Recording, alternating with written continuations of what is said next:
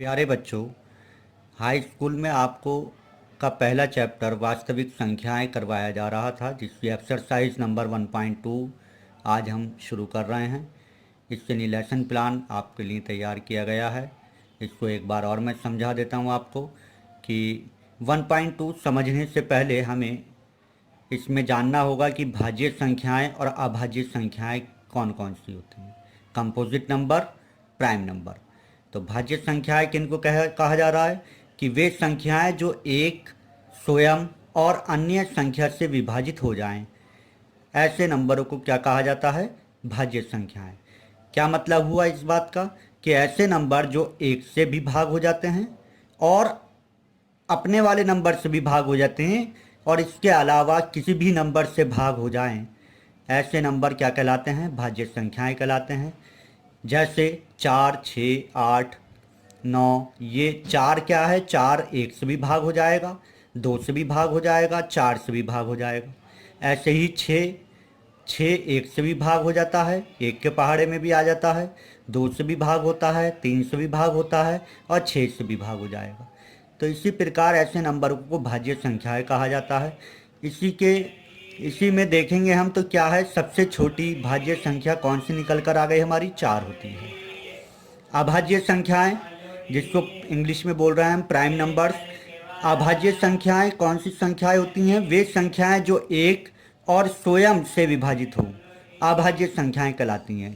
केवल क्या मतलब हुआ इस बात का कि सिर्फ ऐसे नंबर जो कि एक से भाग होते हैं या उसी नंबर से भाग होते हैं, जो संख्याएं हैं अपने ही नंबर से भाग हों, तो ऐसे नंबरों को अभाज्य संख्याएं कहते हैं। जैसे 2, 2 एक से भी भाग हो जाएगा, 2 से भाग हो सकता है, इसके अलावा किसी और नंबर से भाग नहीं हो पाएगा।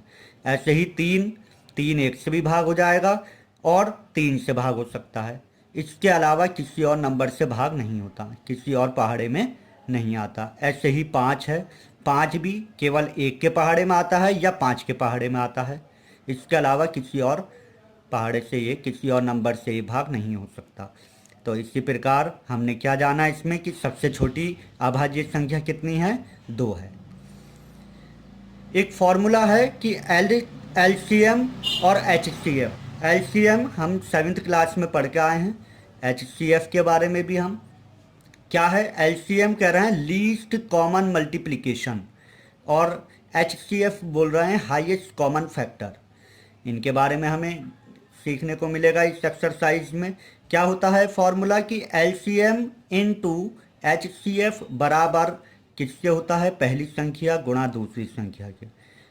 इसी से हमें क्या फॉर्मूला निकल सकता है? अगर हमें एलसीएम निकालना है तो ये एचसीएफ गुणा में है, इसको हम इधर की तरफ लेकर जाएंगे तो गुणा वाला कहाँ जाता है? बराबर के भाग में चला जाता है। तो क्या हुआ? एलसीएम बराबर पहला, फर्स्ट हमने लिख दिया इधर, यानी कि पहली वाला नंबर गुणा दूसरा नंबर बटे एचसीएफ। इसी प्रकार अगर हमें एचसीएफ निकालना है तो एचसीएफ निकालने के लिए एलसीएम गुणा में है, तो एलसीएम को जब इधर लेकर जाएंगे तो भाग में चला जाएगा। तो एचसीएफ बराबर क्या होगा? पहला नंबर या पहली संख्या गुणा दूसरी संख्या बटे एलसीएम। इसी प्रकार अगर हमें पहली संख्या का निकालना है, हमें एलसीएम भी दे रखा है किसी क्वेश्चन में, एचसीएफ भी दे रखा है और एक और नंबर कोई भी दे रखा है इनमें से, तो वो निकालने के लिए हम क्या करेंगे? तो ये फॉर्मूला हमारा इसी प्रकार आगे बन जाएगा कि अगर हमें पहली संख्या निकालनी है तो इन दोनों के भाग में ये आ जाएगा। ठीक है, इसी को देखते हुए अगला आगे चलते हैं। Question number 1। क्वेश्चन नंबर 1 के तहत हमें क्या देखने को हो रहा है? क्वेश्चन नंबर 1 क्या है? निम्नलिखित संख्याओं को अभाज्य गुणनखंडों के गुणनफल के रूप में व्यक्त कीजिए। कौन कौन से ऑप्शन दे रखे हैं? 140, 156, 3825 और दो ऑप्शन और दे रखे हैं आपको, 5005 और 7429। इसमें हम आपको दो ऑप्शन करके दिखा रहे हैं एज इट इज। जैसे ये दो ऑप्शन होंगे इसी प्रकार अगले भी ऑप्शन होंगे। कैसे करके? 140, तो 140 से अभाज्य संख्या कौन कौन सी होती हैं ये हमने अभी आपको बताया। क्या पढ़ के आए थे हम अभाज्य संख्याओं के बारे में? अभाज्य संख्याएं ऐसे नंबर जो कि केवल अपने नंबर से और एक से भाग होते हैं, ऐसे नंबरों को अभाज्य नंबर कहते हैं या प्राइम नंबर कहते हैं। तो वो कौन कौन से हैं? 2, 3, 5, 7। तो ऐसे ही नंबरों से हमें अगर ये कोई डिवाइड कर रहे हैं हम, तो सिर्फ इन्हीं नंबरों से डिवाइड करेंगे। तो 140 को 140 से हमने अभाज्य गुणनखंड करे, फैक्टर करे हमने। कैसे? 2 के पहाड़े से 2 सत्ते 14 और 0 का 0, 2 तिया 6, एक इधर आ गया कैरी, कितना हो गया 10, तो 2 पंजे 10। ये कौन से पहाड़े से? 35। 35 कौन से पहाड़े में आता है अभाज्य नंबरों के? अगर देखेंगे अभाज्य नंबर में 5 और 7, 5 के भी या 7 के, तो 5 से हमने भाग दिया, 5 सत्ते 35। और ये 7 कौन से टेबल में आता है? 7 के पहाड़े में आता है, 7 एकम 7। तो इस प्रकार 140 बराबर कितना है? 140 जो है वो इन सबकी गुणा के बराबर होगा। तो कितना हुआ? 2 गुणा 2 गुणा 5 गुणा 7। 2 गुणा 2, जिस कोई भी नंबर है अगर उसके ऊपर कोई घात नहीं लग रही है तो इसका मतलब है कि उधर एक घात है। एक घात को लिखना लगाना ज़रूरी नहीं होता है। तो 2 की घात 1 और 2 की घात 1 कक्षा 6 में हम ये पढ़ कर आए हैं, ये सीख कर आए हैं कि गुणा में घातें जुड़ जाती हैं। तो सेम नंबर हैं, 2 2, 2 की घात 1, 2 की घात 1, इधर हो गया 2 की घात 2, गुणा 5 की घात 1 गुणा 7 की घात 1। ठीक है, इसी प्रकार हल करेंगे। ऐसे ही 156 को देख लेंगे, अगला ऑप्शन। तो 156 को भाग करेंगे, इकाई कांक देखा हमने क्या है, सम है या विषम है। तो अगर सम है तो कौन सी टेबल में आ रहा है? ये 2 की टेबल में आ रहा है, 2 के पहाड़े में आ रहा है। तो 2 सत्ते 14, एक इधर आ गया, 16 हो गया, 2 अट्ठे 16। फिर 2 तिया 6, एक इधर आया, 2 नम 18, 39। 39 का ये क्या देखा हमने? इकाई वाला अंक, ये विषम है। तो विषम वाला भाज्य संख्या को देखा हमने, कितना? 3, 3 एकम 3 और 3 तिया 9। 13, 13 कौन सा? 13 केवल 13 के ही पहाड़े में आता है, 13 एकम 13। इस प्रकार 156 किससे बराबर हुआ? इन सब की गुणा के बराबर। तो 156 बराबर 2 गुणा 2 गुणा 3 गुणा 13। तो 2 की घात 1, 2 की घात 1 यानी कि 2 की घात 2 हो गया, गुणा में घातें जुड़ जाती हैं, गुणा 3 की पावर 1 पावर के रूप में हमने लिख दिया, गुणा 13 की पावर 1। इसी प्रकार आपका असाइनमेंट जो आपको करने हैं ऑप्शन, वो कौन कौन से हैं? बिल्कुल ऐसे ही इसी प्रकार आपको ये 3825 ये निकालिएगा आप, 5005, 7429, तीनों विकल्प आपको खुद करने हैं। और जो बात न समझ में आए पर्सनल नंबर पर मेरे मालूम कर लीजिएगा। Question number 2। क्वेश्चन नंबर 2 क्या है? पूर्णांकों के निम्नलिखित युग्मों के HCF और LCM ज्ञात कीजिए तथा इसकी जांच भी कीजिए कि संख्याओं का गुणनफल बराबर कितना होता है। HCF गुणा LCM है। तो इसमें पहला ऑप्शन 26 और 91, दूसरा है 510 और 92। तो इसमें हम ऑप्शन कर रहे हैं इसी प्रकार, जैसे पहला ऑप्शन होगा ऐसे ही बाकी के ऑप्शन होंगे। तो क्या है वो ध्यान दीजिएगा आप। 26 और 91 को ले लिया हमने, 26 से हमने फैक्टर करे, फिर अभाज्य संख्याओं से हमें करना है। 26 किससे बराबर होगा? 2 एकम 2, 2 तिया 6। ठीक है, इधर कितना आ गया? इधर आया 13, 13 13 के पहाड़े में, 13 एकम 13। इसी प्रकार ये कैसे हुआ आपका?